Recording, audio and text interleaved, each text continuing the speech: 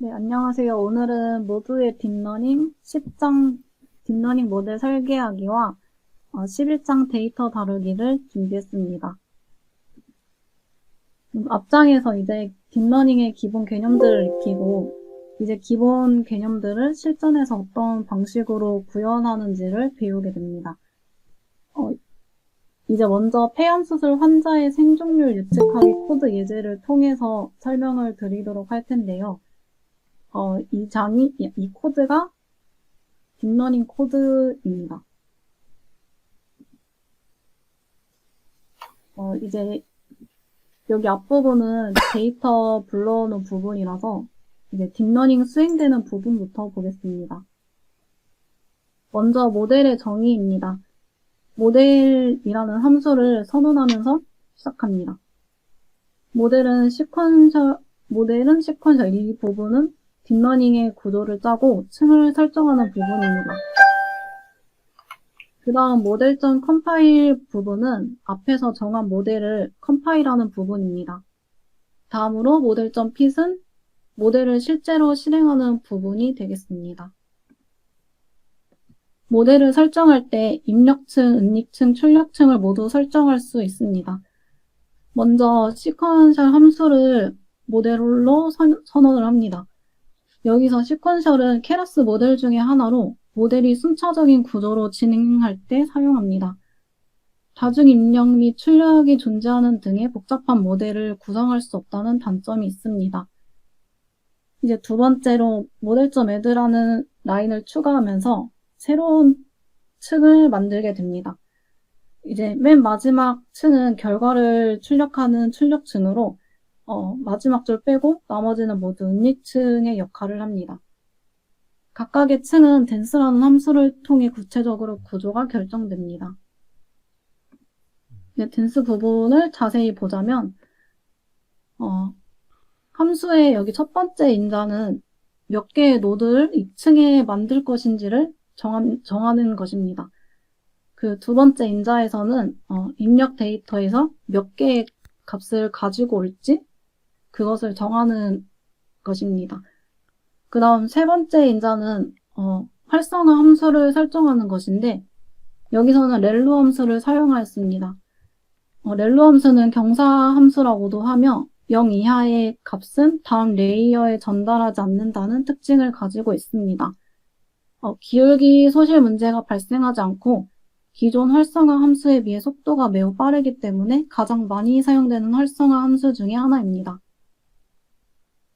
따라서 이 두 번째 줄은 데이터에서 값을 16개 받아서 렐로 함수를 거쳐서 나온 값을 은닉층의 노드 30개로 보내라는 것을 의미합니다.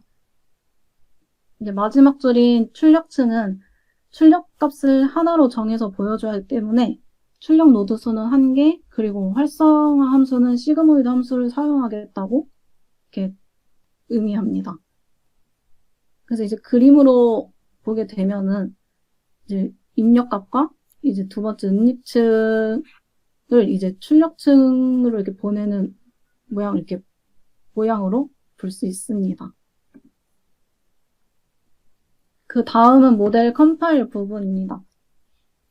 이 부분은 앞에서 지정한 모델이 효과적으로 구현될 수 있게 여러 가지 환경을 설정해 주면서 컴파일을 하는 부분입니다. 먼저 어떤 오차 함수를 사용할지 정해야 합니다. 오차 함수는 손실 함수라고도 하는데 쉽게 말해 학습 중에 알고리즘이 얼마나 잘못 예측하는가의 정도를 알 수 있게 하는 함수이고 이 함수의 결과값을 최소화하는 값을 찾는 것을 목표로 합니다. 즉 최적의 가중치를 학습하기 위해 필수적인 부분입니다. 여기서는 폐암수술 환자의 생존율 예측은 생존하고 사망 둘 중 하나로 예측하는 것이므로 교차 엔트로피 오차 함수를 적용하기 위해 바이너리 크로스 엔트로피를 사용하였습니다.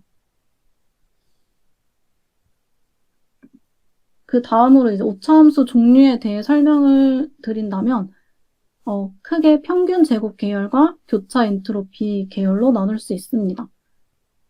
평균 제곱 계열은 선형회귀 모델이고 교차 엔트로피 모델은 다항 분류, 이항 분류 이렇게 나눌 수 있습니다. 먼저 평균 제곱 계열에서 평균 제곱 오차는 앞 글자를 따서 MS이라고도 합니다.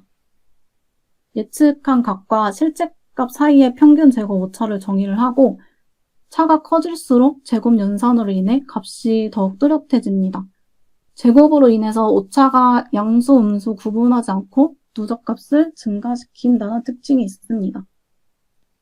그 다음은 평균 절대 오차인데요. 이거는 MA이라고도 불리고 값이 작을수록 모델 성능이 좋다는 것을 의미합니다. 절대값을 취하기 때문에 직관적 결과 해석이 가능하고 데이터의 값이 크게 의존적이기 때문에 다양한 비교에는 적합하지 않고 절대값을 취하기 때문에 회귀 모델이 실제 값보다 높게 예측하였는지 낮게 예측하였는지 파악하기 어렵다는 단점을 가지고 있습니다.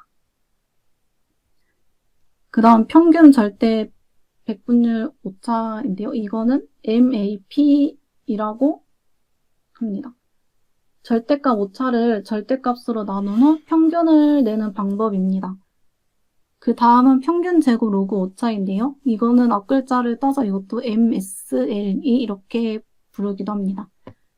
이거는 MSE에 로그를 적용하는 것이고 결정값이 클수록 오류값도 커지기 때문에 일부 큰 오류값들로 인해 전체 오류값이 커지는 것을 막아주게 됩니다. 그 다음은 교차 엔트로피 계열인데요. 범주 교차 엔트로피는 다항 분류나 여럿 중 하나를 예측할 때 사용합니다. 그 이항 교차 엔트로피는 이항 분류로 둘 중에 하나를 예측할 때 쓰이게 됩니다. 그 다음으로는 옵티마이저를 설정해야 됩니다. 먼저 옵티마이저란 앞에서 손실 함수의 결과값의 최소값을 찾는 것을 목표로 했는데 여기서 최소값을 찾아가는 것을 최적화라 하고 이를 수행하는 알고리즘을 최적화 알고리즘이라 하는데 이 최적화 알고리즘을 옵티마이저라고 합니다. 옵티마이저에서도 여러 가지 종류가 있는데 여기서는 딥러닝 최적화 기법 중에 하나인 아담을 사용했습니다. 아담은 모멘텀과 RMS 플랍의 장점을 결합한 알고리즘인데 학습의 방향과 크기를 모두 개선한 기법으로 딥러닝에서 가장 많이 사용됩니다. 그 매트리스 모델은 컴파일 될 때 모델 수행의 결과를 나타나게끔 설정하는 부분입니다. 여기 매트리스에 설정한 에큐러시라고 하는 설정한 것은 학습셋에 대한 정확도에 기반해 결과를 출력하라는 의미입니다. 이거 외에도 3가지 학습셋이 더 있는데 이거에 대한 활용법은 뒷장에서 다룬다고 해서 제가 따로 알아보진 않았습니다. 그 다음은 모델 실행하기입니다. 모델.pit은 컴파일 단계에서 정해진 환경을 주어진 데이터를 불러 실행시키는 함수입니다. 학습 프로세스가 모든 샘플에 대하여 한 번 실행되는 것을 1에포크라고 하는데 여기서는 O로 지정했으므로 각 샘플이 처음부터 끝까지 5번 재사용될 때까지 실행을 반복하라는 의미입니다. 그 다음 배치 사이즈는 샘플을 한 번에 몇 개씩 처리할지를 정하는 부분인데요. 여기서는 폐암 그 데이터가 총 470개인데 배치 사이즈를 16으로 정했으니까 전체 470개의 데이터에서 16개씩 끊어서 집어넣으라는 의미가 됩니다. 배치 사이즈가 너무 크면은 학습 속도가 느려지고 너무 작으면은 각 실행값에 편차가 생겨서 전체 결과값이 불안정해질 수 있기 때문에 자신의 컴퓨터 메모리가 감당할 만큼의 배치 사이즈를 찾아 설정해 주는 것이 좋습니다. 이렇게 예제를 통해서 딥러닝이 어떻게 돌아가는지 간단하게 알아보았습니다. 그 다음은 11장 데이터 다루기인데요. 머신러닝 프로젝트는 얼마나 좋은 데이터를 가지고 시작하느냐에 영향을 많이 받습니다. 좋은 데이터란 한쪽으로 치우치지 않고 불필요한 정보가 대량으로 포함되어 있지 않으며 왜곡되지 않은 데이터를 의미합니다. 모은 정보들은 머신러닝과 딥러닝에 사용할 수 있게 잘 정제된 데이터 형식으로 바꾸는 것이 첫 단추이자 가장 중요한 작업이라고 합니다. 모델의 정확도를 향상시키기 위해서 데이터를 추가하거나 재가공을 해야 할 수 있기 때문에 데이터의 내용과 구조를 먼저 파악하는 것이 중요합니다. 이 장에서도 예제를 가지고 설명을 드릴 텐데요. 피마 인디언 데이터를 가지고 설명드리겠습니다. 먼저 이 데이터는 피마 인디언을 대상으로 당뇨병 여부를 측정한 데이터입니다. 그래서 먼저 보시면은 샘플 수는 768개, 그리고 각각의 8가지의 속성에 대한 정보가 있고, 이제 마지막 클래스로 당뇨병 여부가 있습니다.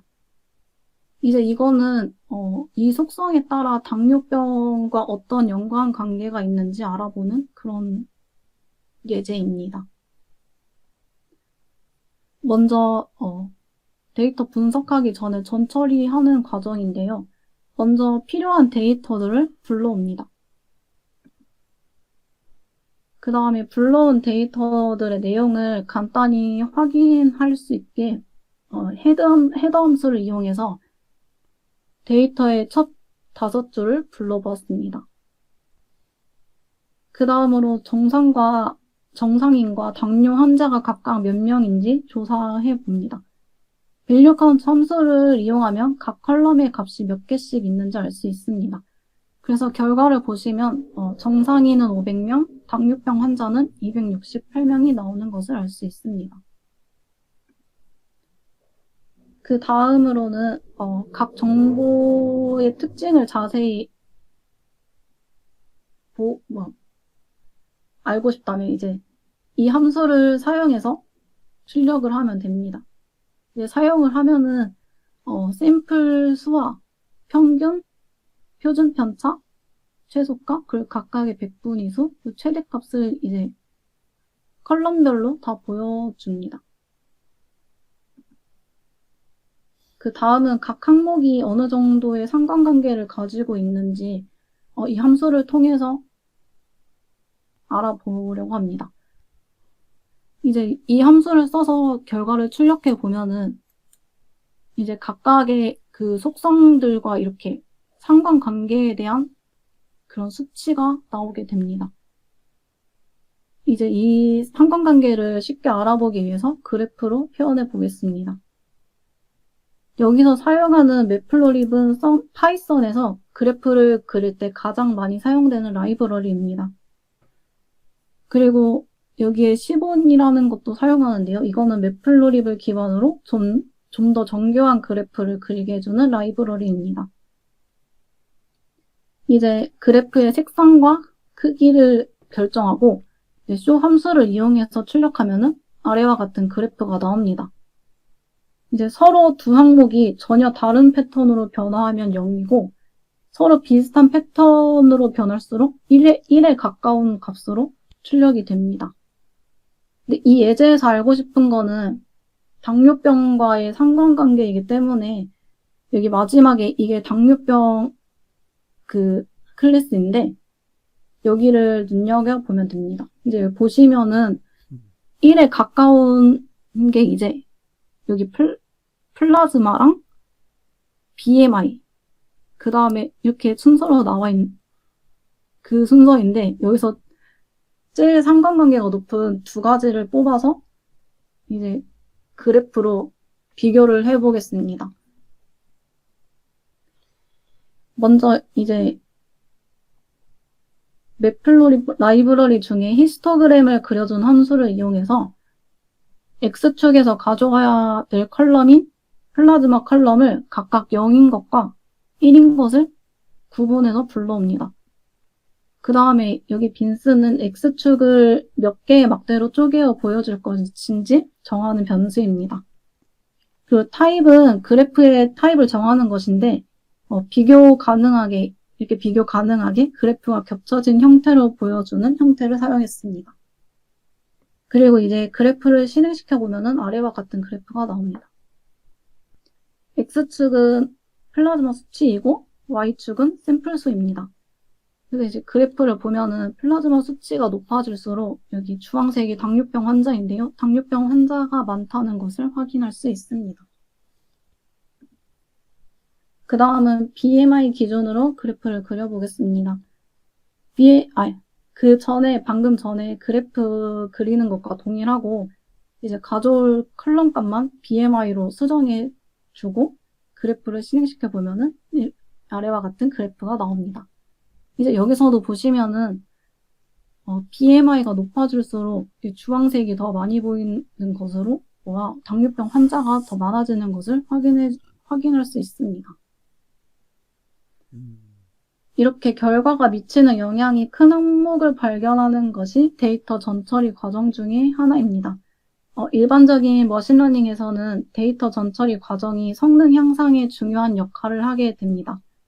여기까지는 예측 전에 데이터 전처리나 데이터를 확인하는 것에 대한 설명이었습니다. 그 다음은 이제 케라스를 가지고 예측을 해볼 건데요. 데이터는 앞쪽에서 가지고 왔으니까 여기는 넘어가도록 하겠습니다. 그리고 여기 세부 정보를 X, 그러니까 컬럼 각각의 속성 정보를 X에 넣고 당뇨병 여부를 Y로 이렇게 컬럼의 위치를 해서 지정을 해줍니다. 그 다음은 이제 모델을 설정합니다. 여기서는 댄스 부분이 3줄인데 여기 마지막 줄만 출력층이고 이 나머지 2줄은 모두 응립층이라고 보시면 됩니다. 여기서 응립층의 개수와 이런 노드 개수들은 모두 임의로 설정한 거고 몇 층으로 할지나 몇 개로 할지에 대한 정답은 없고 그냥 자기가 정하고 계속 바꿔가면서 결과값을 확인해 보면 됩니다. 그 다음에 이제 서머리라는 함수를 이용해서 층과 층의 연결을 한눈에 볼 수 있는데요. 먼저 레이어 부분은 층의 이름과 유형을 나타냅니다. 각 층의 이름은 자동으로 정해지는데 여기는 이제 네임으로 이름을 지정해줘서 지정한 이름이 나오고 이제 그 유형 값이 나옵니다. 그 다음에 여기 옆에는 뭐지? 여기 앞에는 배치 사이즈가 나오는 건데 여기선 따로 정해주지 않아서 논이 나오고 뒤에는 속성의 수를 의미합니다. 이제 그래서 여기서 수를 지정해줬으니까 각각 12, 8, 1 이렇게 나옵니다. 그리고 여기 파란 부분은 파라미터 수를 나타내는데요. 총 가중치와 바이어스 수의 합을 나타냅니다. 이제 첫 번째 층의 경우에서는 입력값 8개가 이제 그 은닉층 안에서 12개의 노드로 분산되므로 가중치가 8 곱하기 12 해서 96이 되는데 이제 각 노드에 바이어스가 1개씩 있으니까 96 더하기 12를 해서 108이 나오게 됩니다. 그 다음에 두 번째에서는 이제 여기서도 입력값이 12개인데 8개의 노드로 분산이 돼서 여기서도 8 곱하기 12에서 96이 나오고 여기서의 바이어스는 8개니까 더해서 104가 나오게 됩니다. 그리고 마지막도 같은 방법으로 계산을 해보면 9가 나오게 됩니다. 이제 여기 맨 밑에 부분은 전체 파라미터를 합산한 값입니다. 토탈 파람은 이제 전체 파라미터이고 여기 트레이네이블 파람은 학습을 진행하면서 업데이트가 된 파라미터들이고 논 트레이네이블 파람은 업데이트가 되지 않은 파라미터 수를 나타냅니다. 이제 앞에서 여기 코드를 이제 그림으로 나타내 보면은 이렇게 나오게 됩니다. 그래서 입력과 출력 이렇게 12개, 8개 이렇게 해서 그림으로 나타낼 수 있습니다. 그 다음에는 이제 모델을 컴파일 하는데요. 컴파일을 하고 이제 모델을 실행시켜 보면은 여기서 에포크는 100번으로 정해놔서 100번의 반복을 하고 이제 결과로 약 71.61%의 정확도를 보이고 있습니다. 이제 여기까지 준비했습니다. 감사합니다.